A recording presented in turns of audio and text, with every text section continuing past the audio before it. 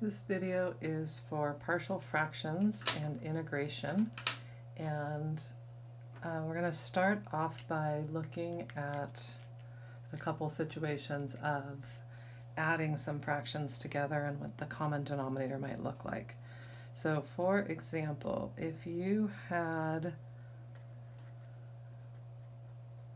this is more of a pre-calculus problem, if you had to add, say, a fraction with a 1 over x on it, and let's say 1 over x minus 2, and say 3 over x minus 2 squared. Think about what the common denominator would be for that problem, and notice that the factors in the denominator are all linear. Even though this has a squared on it, it's just the factor x minus 2 twice, and x minus 2 is a linear factor. And there'll be more on what that means in just a minute. So the common denominator, if you had to add these together, there's a factor of x, so you would need that in your denominator, and then there's an x minus 2, and there's another one, so you would need x minus 2 squared to be your common denominator, and then each of these would be multiplied by something in order to make that work. So this one would be multiplied by x minus 2 squared on top and bottom. This one would have to be multiplied by x and x minus 2 on the top and the bottom. And this one would just have to be multiplied by x. And so that's why the common denominator, if you've got these three fractions, would be x times x minus 2 squared. Notice that the denominator would be the same even if this middle fraction weren't here, if you just had the x and the x minus 2 squared.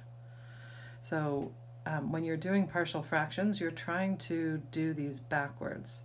And so what happens is you might be given the answer to this as a single integral, and you'll want to break it up into the sum of smaller fractions because these would be easier to take the antiderivative of than something that was written as one big complex fraction.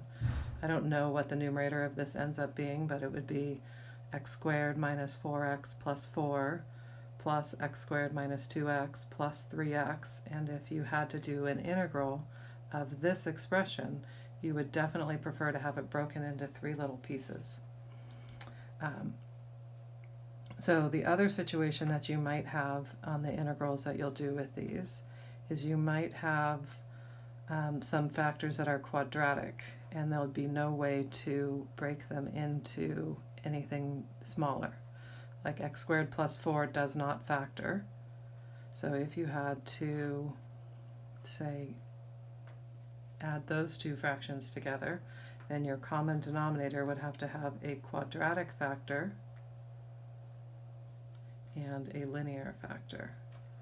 And this quadratic factor up here might have a linear function on top and still be considered proper. A fraction that has a linear factor on the bottom must only have a number on top to be a proper fraction, and that will matter some in a minute also. So this is a quadratic factor, this is a repeated linear factor, this is a linear factor, this is a quadratic factor, this is a linear factor, this is a linear factor, this is also a linear factor that happens to be repeated. Make sure you notice the difference here between a linear factor that is there twice versus a quadratic factor. All right, so let's look at some notes that I have written out here. And the first thing is, if you were trying to decompose a fraction into its pieces, you would want to make sure that it is proper. So if it is improper, with the degree of the numerator being greater than the denominator or equal, then you'll need to do long division to change it so that you don't have something like 5/3, but you have something more like 1 plus 2/3. So all the fractions that you'll try to decompose will always be proper. The degree of the numerator must be less than the degree of the denominator. If it's equal, you've still got to do the long division. The next step would be to always factor the denominator into linear and quadratic pieces. There is a theorem in algebra that says that every polynomial can be factored into linear and quadratic factors. So the biggest factor in the denominator will be to the second power. If you had x cubed plus 3, you would want to factor that. Not every polynomial factors easily, but the ones that you'll have to do in a partial fraction calculus problem will factor easily enough for you. But like if this has been x cubed plus 7, you would have a hard time factoring it, so you won't be asked to do a problem like that by hand. And in step 3 here, make sure that you understand how to deal with repeated factors. All right, so the AP test only dealt with problems that were of the form of linear factors, and they were always distinct linear factors. Here's the example we were just looking at where you might have a repeated linear factor. So the pieces that you would be able to break this fraction up into, there might be a constant over the x, there might be a constant over x minus 1, and there might be a constant over x minus 1 squared. There doesn't have to be, this term doesn't have to be there, and so if it weren't, when you do the algebra, you'll just end up getting that b is equal to 0, and then you would know that your fraction decomposes into just these two terms. Notice that your repeated linear factor could be all the way to the 5th power or the 6th power or something, and each time that there's a repeated factor, you would need to have a fraction that has that factor that many times. So, for example, if this was your final answer, there might be a fraction that has x minus 2 in the denominator. There might be another one that has x minus 2 squared, another one that has x minus 2 cubed, another one that has x minus 2 to the 4th, and another that has x minus 2 to the 5th. The decomposition doesn't have to have all 5 of those terms, but it could have all 5 of those terms if this is the denominator. I think we'll pause there and look at an example with a repeated linear factor in it, and then in the next video we'll look at what it means when there's a quadratic factor in the denominator. So the example we're going to look at is the integral of 5x squared plus 20x plus 6 over x cubed plus 2x squared plus x dx. It is a proper fraction because the degree of the numerator is squared and the denominator is cubed, so I don't have to worry about long division. I am going to factor the denominator, and I'm separating this problem out, and I'll come back and do the calculus later. So this is going to have like a window of algebra here where I'm not trying to keep the integral equal to each expression below it. So just factoring the denominator, I notice that there's a greatest common factor. And then this is a perfect square, so it will be x plus 1 times x plus 1, which is x plus 1 squared. So x times x plus 1 squared. Repeated linear factor. So when I go to break this partial fraction up,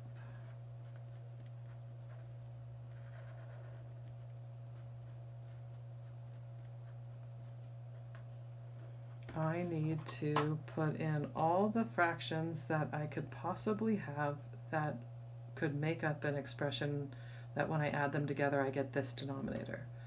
So there could be a fraction with an x, there could be one with an x plus 1, and there could be one with an x plus 1 squared. And that's it. There couldn't be an x plus 1 cubed, because if it were, then this denominator would have to be bigger. There may not be this term when I go to find my pieces. And then keep in mind that since this is a proper fraction, all three of these must be proper. And so this definitely doesn't need an x with it, because it has to be a degree less than the denominator. This gets a constant.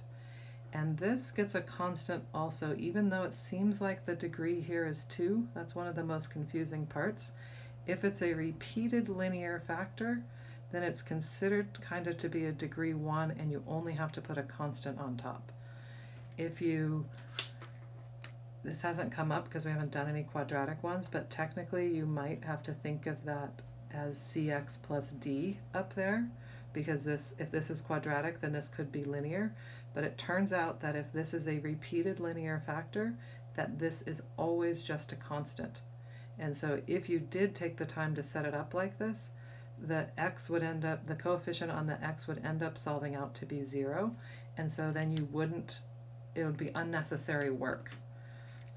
We might need to get on to a Zoom and talk about this situation, but for now let's go ahead and work out the algebra, and then just make a note if you want to discuss this with me in your notes, but for now let's just work on solving this.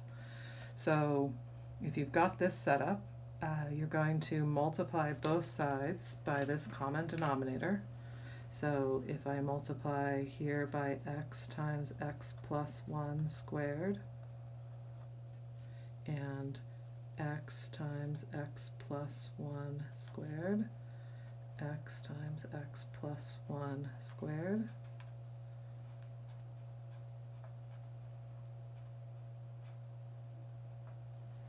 then here those cancel, that's why I chose that, so I get 5x squared plus 20x plus 6, and then here the x's cancel, so I get a times x plus 1 squared. On the next one of the x plus 1's cancel, so I get b times x and x plus 1. And on this one, the x plus 1 squareds cancel, so I get c times x. Alright, and then my goal is to find the values of a, b, and c, and you have some choices. I think it's good to use a combination of methods. In this case, I'm going to let x equal -1 and see what happens when I solve that.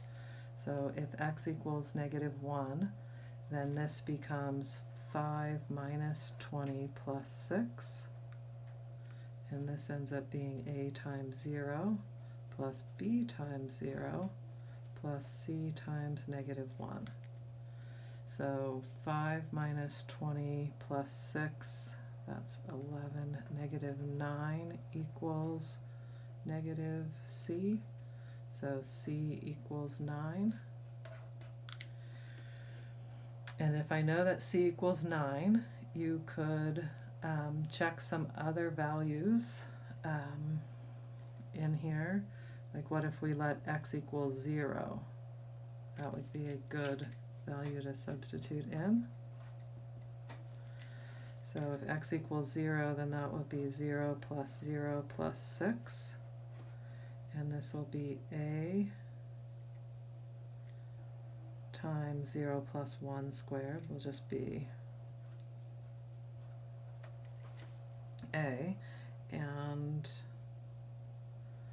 then this one would be b times 0, and this would be c times 0. So I end up with 6 equals a. And then after that, you just have to pick another number. There is another technique that we've called equating coefficients, but since we're this far in this one, I'm just going to pick another number, say x equals 1. And keep in mind that I already know what a and b are, so that will be helpful here, because then when I substitute in 1, I'll get 5 plus 20 plus 6 is equal to a times 1 plus 1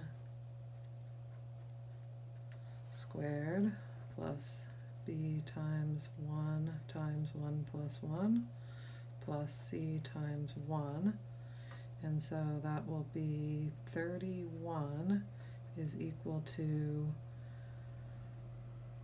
a is 6, 1 plus 1 is 2, squared is 4, b is, oh, b I don't know, and that's a and c I know is negative 9 times 1. So this ends up being 31 equals 24 plus 2b minus 9. 31 equals 24 minus 9 is 15, right? And plus 2b. 16 equals 2b. Oh, I'm messing this up somewhere. Oh, this is a plus 9 somehow. Oh, yes, because c equals positive 9. There we go. All right, so then this is 24 plus 9, so that's 33. And then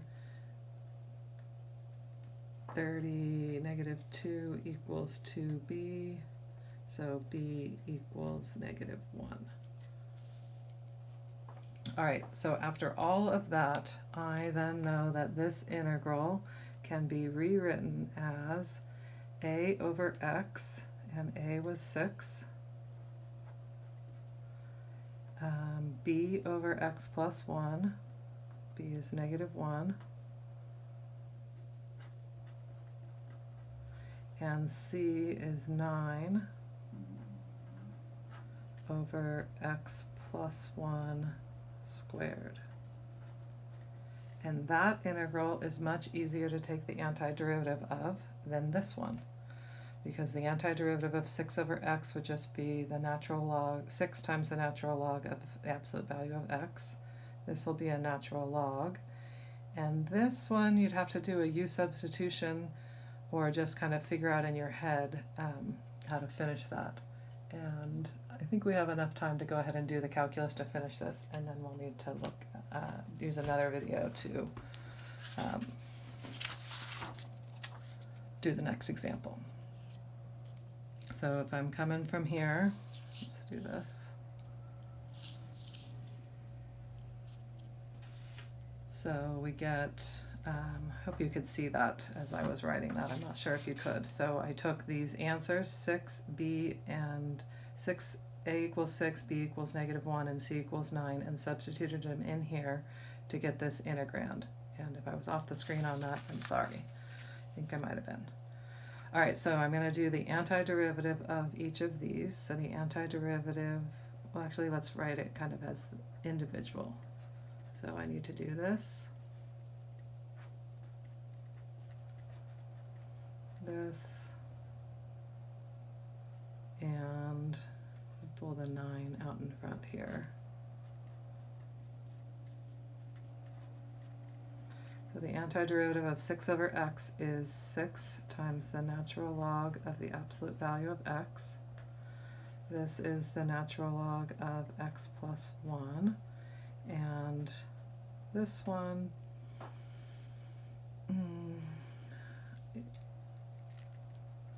take one more step and write it as x plus 1 to the negative 2 dx.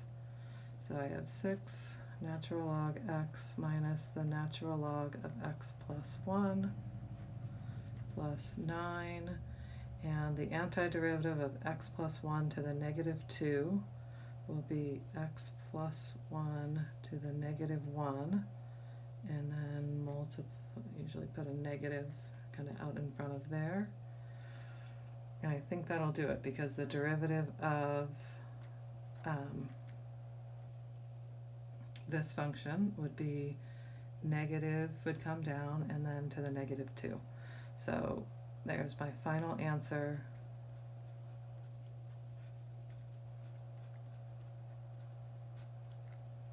Minus 9 over x plus 1 plus c.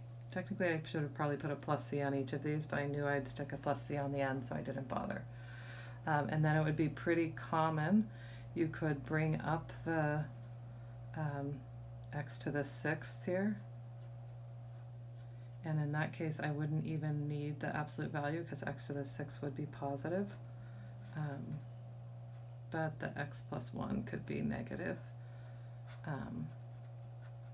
You could use another log rule and write this as the natural log of x to the 6th over x plus 1 minus 9 over x plus 1 plus c. And in general, any form of the correct answer will get you full credit, but I'm getting this example from the textbook and they went this far, so I did too. All right, thanks for watching. I know these problems are difficult and they have a lot of algebra before you even get to the calculus. Another example coming soon.